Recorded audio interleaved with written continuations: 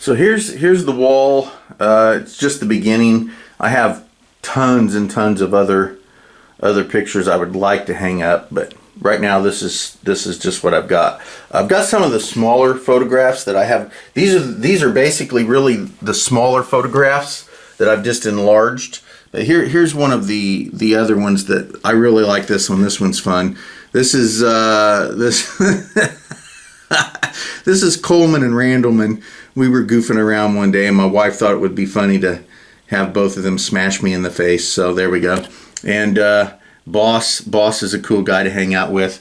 Now I'll show you the guy I really liked. Yeah, there. I like that guy. He's a pretty cool fighter. The fighter I really liked hang out with the most was Don Fry. This guy was hilarious. He was fun. Anyway, and Babaloo. I got tons of them. But what I really want to look at is this picture right here. Okay. See here. A little bit about this picture. Alright, so one of the cool things about this picture right here is that everybody in this picture is a black belt. Every one of them.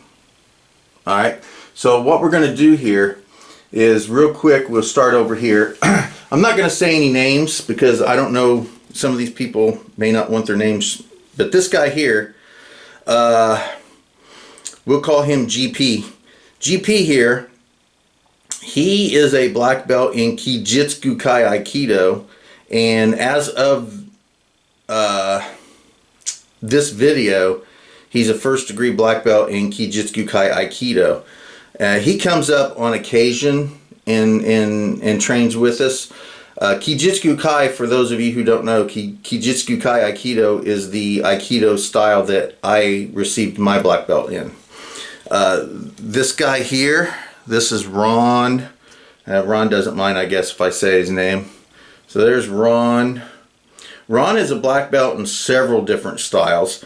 His styles are all Chinese Kung Fu styles. Couple, let's see, Praying Mantis. He's I don't know what Dons he would be. Well, I don't know what they call him, but in Japanese it would be Dons. He's got several black belts in at least 3 different styles of Chinese Kung Fu. All right. Then we have this guy here. This is my brother. And he is, actually he's a black belt in Pai Lum Kung Fu, but we won't get into that story right now.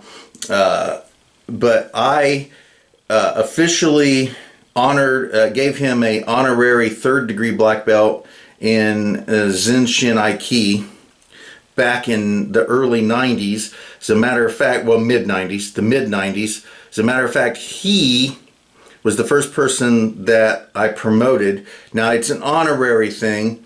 He does not study my style of martial arts, but he is a badass, especially in point fighting. So he is actually a 3rd degree black belt in Zenshin Aiki under the auspice of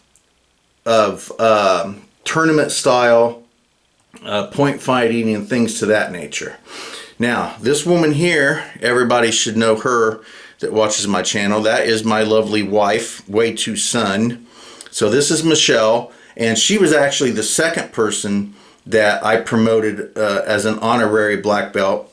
And those of you who do not believe this woman is capable, you got another thing coming. I'll tell you that right now. Don't ever cross this woman in an alley and make her mad, because she'll jack you up. So anyway, she's also an honorary black belt in Zenshin Aiki. Again, she does not train Aikido. She does not train Jiu-Jitsu, but she was with me from the beginnings of our relationship. She helped train me. She helped corner me. She was in the corner of every one of my fights. She was at all the training. She is super skilled. She's one of those people that has never done it, but she can teach it and she can do it. And that's a fact. She's taking care of a few bad guys out on the street, and that's no joke.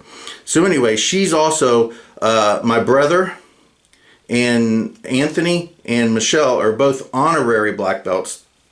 But that's different than the actual training regular black belts. And this here is AH. Again, I'm not going to mention his name. This is AH, and this is the actual very first person that I promoted to black belt in Zenshin Aikido, right here. Now, I was hoping he would stay around, and he would probably be a second degree black belt at this point, but he got his black belt and then he decided he was done and he left. And that's everybody. There's myself right there. I am, at present, I am a 4th degree black belt in Kijitsu Kai Aikido and a 6th degree black belt in Zenshin Aikido Aikijitsu. So that's everybody there. All black belts. So there's the picture. So I want to discuss, and every once in a while you'll see me looking up that way right there. It's actually angle number 8 because it's going up, right? Angle number 8 goes from here up at an angle that way, right? So I'm looking at angle number 8. Everything's martial arts, people. Everything. So I'm looking up here every once in a while. You'll catch me looking up here because I'm talking about those people. And when I do that, I'll just automatically look up at them. So AH was the very first person that I promoted to black belt in Zenshin Aikido. And I was kind of hoping he would stick around. And like I said, he would probably be a second degree black belt by now, but he chose not to stay around. And it was kind of disheartening to me. I had other people telling me that they knew that was going to happen, and they actually told me that before the black belt test. They told me he was here just to get his black belt and he was going to leave, and I said no, hey, that ain't going to happen, and it did. Anyway,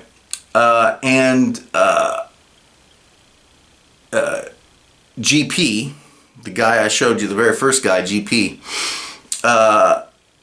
he trains with one of the guys that showed up to my original Aikido school that I started at when I was learning Aikido.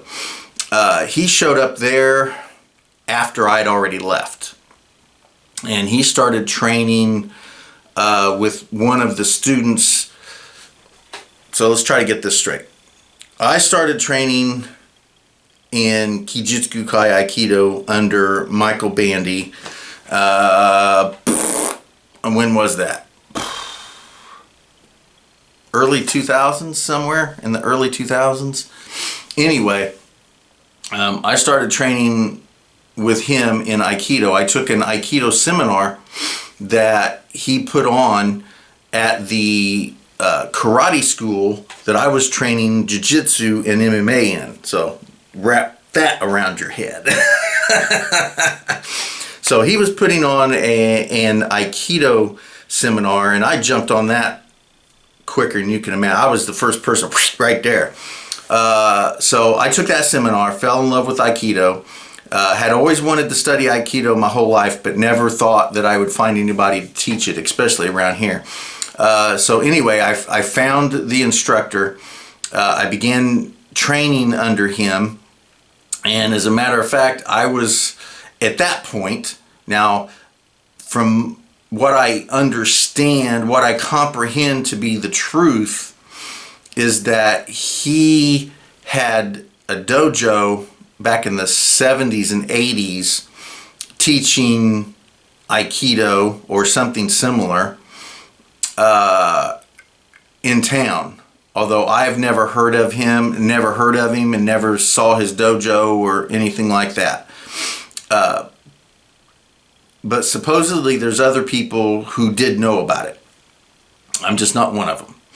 But anyway, he apparently quit for a while, and then in the early 2000s he came back to start teaching, and at that point I was his first student from that point. Now, students he had prior to that in the 70s and 80s or in between there until he showed up at the dojo I was at, I don't know anything about. He didn't talk about it. I didn't ask. Plain and simple.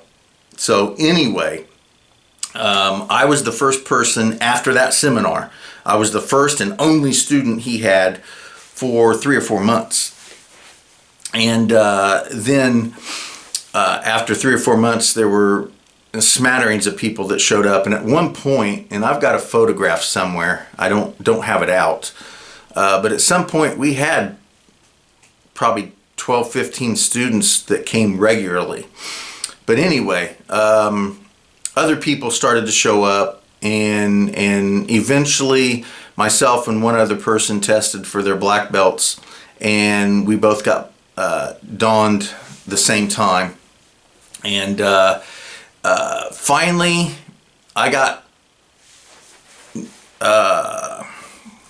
I was ready to leave.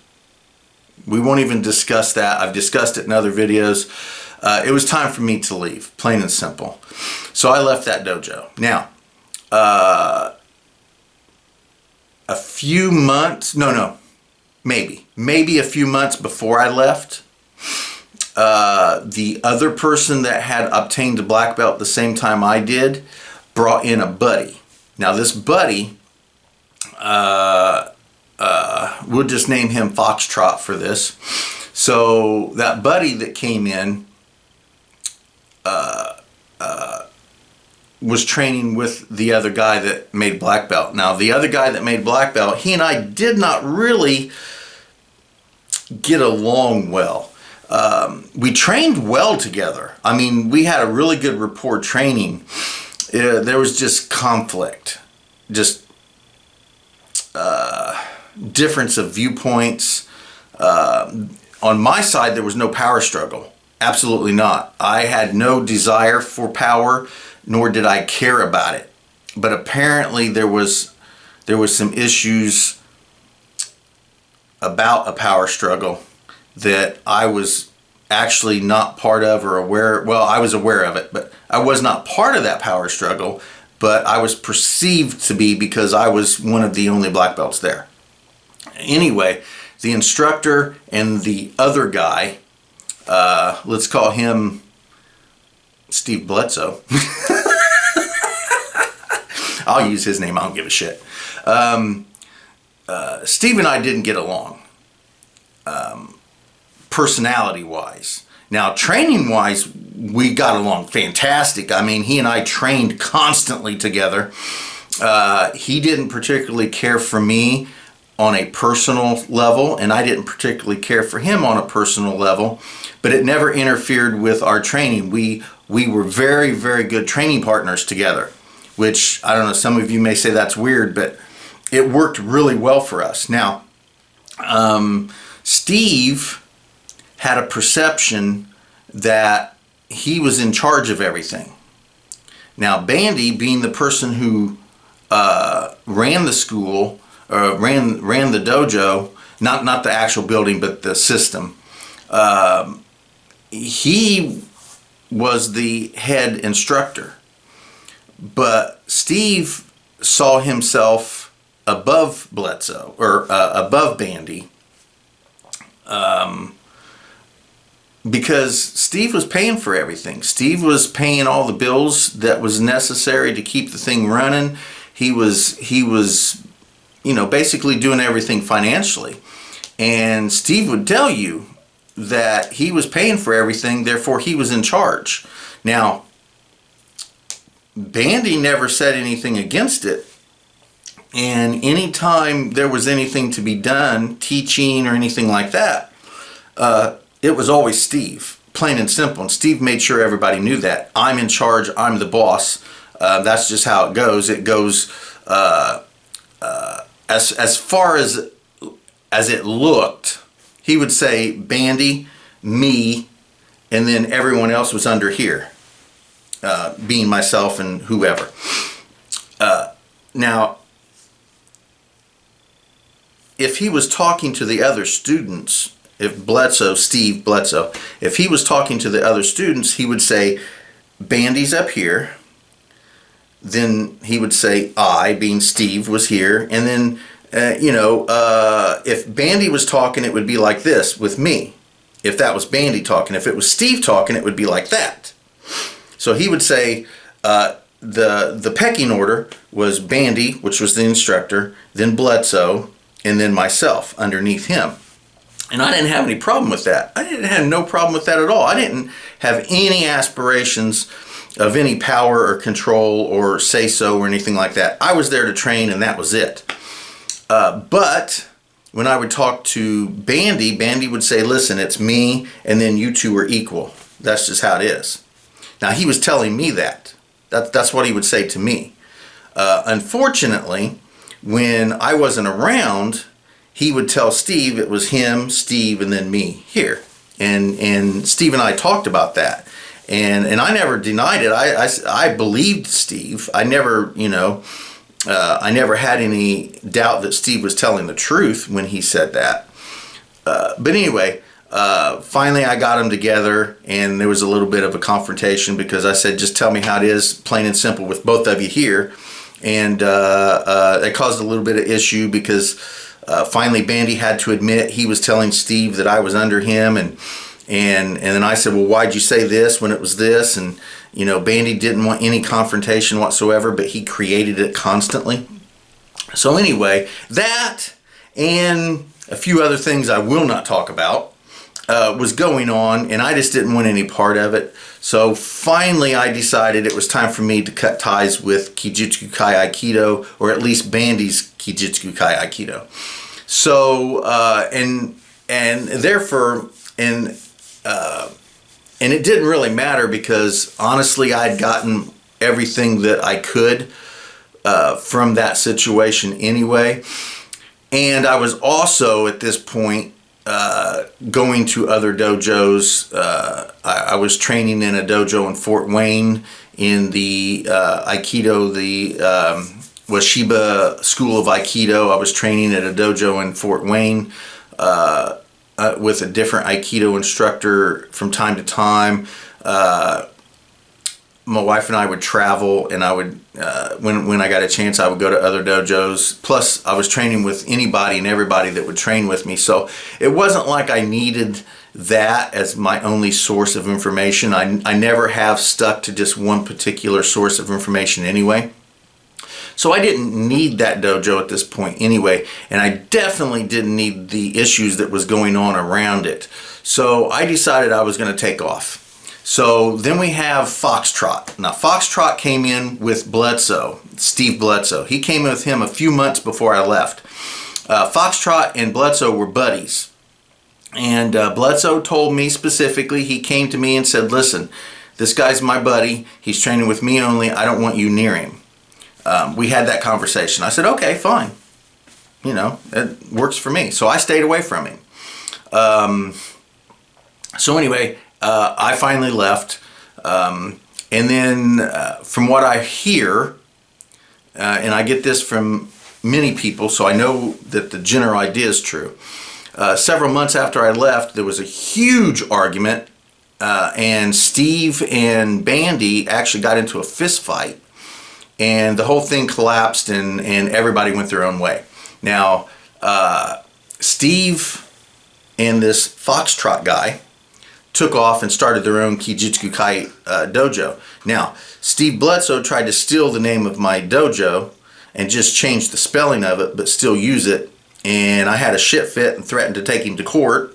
And I thought it stopped, but I found out later it hadn't. And then I talked with Foxtrot, who was still using it, and I let him know about it, and then he stopped it. But anyway, as far as I know, Bledsoe does not teach anywhere. I hear he still trains from time to time somewhere. I don't know. I'm not going to get into that story either because that's a complete different story all of itself. But anyway, Foxtrot still teaches. So Bledsoe promoted Foxtrot, because that's not his real name. He promoted Foxtrot to black belt. And then Foxtrot got back with Bandy and got into that little group where Bandy had started it again with another one of people that he promoted to black belt. And I sat on this guy's black belt board another guy, I'm not even going to talk about that, but another guy got promoted to black belt while I was still there. And this guy, let's see, he got his first degree black belt, I think 2 or 3 years after I got my first degree black belt. And I'm a 4th degree now, and he's like, I don't know, 5th or 6th or some weird shit like that. I don't know what degree he is right now. But Bandy promoted this guy, boom, boom, boom, boom, boom, and don't really need to discuss why, but I know why too. So anyway, this guy's now supposedly the head of the system. Bandy's kind of semi-retired or whatever, and this other guy has control of the system. Which I don't really care. So Foxtrot got hooked up with these guys again, and he ended up getting promoted to 4th degree black belt before I did. And I was a 1st degree black belt for more years than I can count. And finally I'm like, all these people getting promoted and, past me. Not that it's a huge deal, but I had a couple people talking in my ears, trying to get me to get promoted in Kijitsu-Kai Aikido, get more advanced rank in it, and I resisted it for a while. Then I said, oh, what the heck, why not? So I went to Bandy and said, hey, how about promote me? So anyway, eventually at this point, I'm at 4th degree black belt. I don't really see myself going any higher than that in Kijitsu-Kai Aikido. But I don't teach Kijitsu-Kai Aikido, and I don't even train it that way anymore. I have, anyway. But I do on occasion go back and say, hey, how about, interested in promoting me again? So anyway, GP, as we were talking about up there in that picture, he's another one of Foxtrot's students. And he just got promoted 3 or 4 months ago from the date I'm recording this, which is, I don't know, whatever date this is. I have no idea. I know it's a Wednesday, only because I've got class tonight. So anyway, I'm not even sure what month it is, to be totally honest. I really don't know. This should go up about a month after I make it. So anyway, but GP is one of his black belts, and he just got promoted to black belt 3 or 4 months ago. And he's having difficulties getting time to train with Foxtrot, so sometimes he comes over and trains with me. So anyway, that's kind of GP's thing. He's also a black belt in some kind of kung fu style. I'm not 100% sure. If anyone's interested, I could sit down with him and do a video, and he can talk about his background. And then again, Ron is not black belt in Zenshin. He's the owner of the dojo, or he's the owner of the gym that I have a dojo in. He and I get along really well. We have very similar styles of martial arts and fighting, and our personal ideas and everything, along with our training, really click well, and we get along. So he's a 3rd or 4th degree black belt in Tai Chi style, and he has higher level black belts in a couple Chinese Kung Fu styles, and I'm not sure, Praying Mantis and White Crane, I think, but he's 4th, 5th, somewhere up there with those as well. Ron's a great guy. And then Abner was the first person I promoted to the black belt in Zenshin Aikido. He came to me, he was born and raised in the Philippines, and he started studying Aikido in Cebu. And I'm not 100% sure who his instructor was, but it was a fluffy bunny version of Aikido. And he came to me, a brown belt, and he wanted to be promoted to black belt, but he had left the Philippines before he could get that. and he found out I was doing Aikido, so he came to me, and he did Fluffy Bunny Aikido, and I told him that I didn't do Fluffy Bunny Aikido, but if he was interested in studying my kind of Aikido, we could work on that. And he stayed with me for 2 years, and which 2 years isn't too bad. He went from a brown belt in Fluffy Bunny Aikido to a black belt in Zenshin Aikido in 2 years. So I don't think that was horribly bad. He had the technique. He had the technique. There was absolutely no doubt about it. He had the technique. He just had to learn to make it work. That was really all it was. He was still doing Fluffy Bunny Aikido when I met him, but he finally got his black belt, and then he decided to leave. And then my brother, Anthony, he has an interesting martial art history, and I probably can't delve wholly into it here because his history would probably take 1 or 2 videos of itself. But he started when he was younger in Shorin-ryu karate, and he was always interested in just the opposite of stuff that I was interested in. I was always interested in the real combat, effective street type stuff, and he was always interested in the fluffy, flippy, twisty, tappy tournament stuff. All the martial art movie stuff, the movie twisty, flippy, fake stuff, and the tournament tappy tag you're it type stuff. He was really interested in that, and he was really good at it. Fantastic.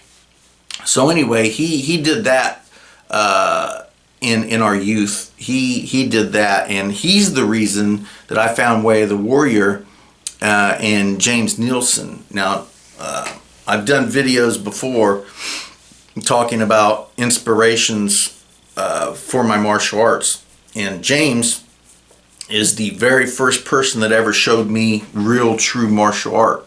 Honestly, Filipino Kali. But Anthony, Tony, he was training up there for something completely different. He was training for the tournament tappy stuff. So anyway, he did that. He did Pai Lum Kung Fu. The Pai Lum Kung Fu instructor here in town really liked my brother and became really, really close friends with him. And he saw something in my brother that no one else saw, and he took him under his wing. Now, my brother never learned the Pai Lum forms, but this guy promoted him to black belt unofficially, where there was no ceremony, there was no black belt presented or nothing like that. Tony just came in a black belt, and everyone treated him like a black belt, and the instructor, the owner of the Pai Lum school, said, he's a black belt, treat him that way. And that was all it was needed to be said.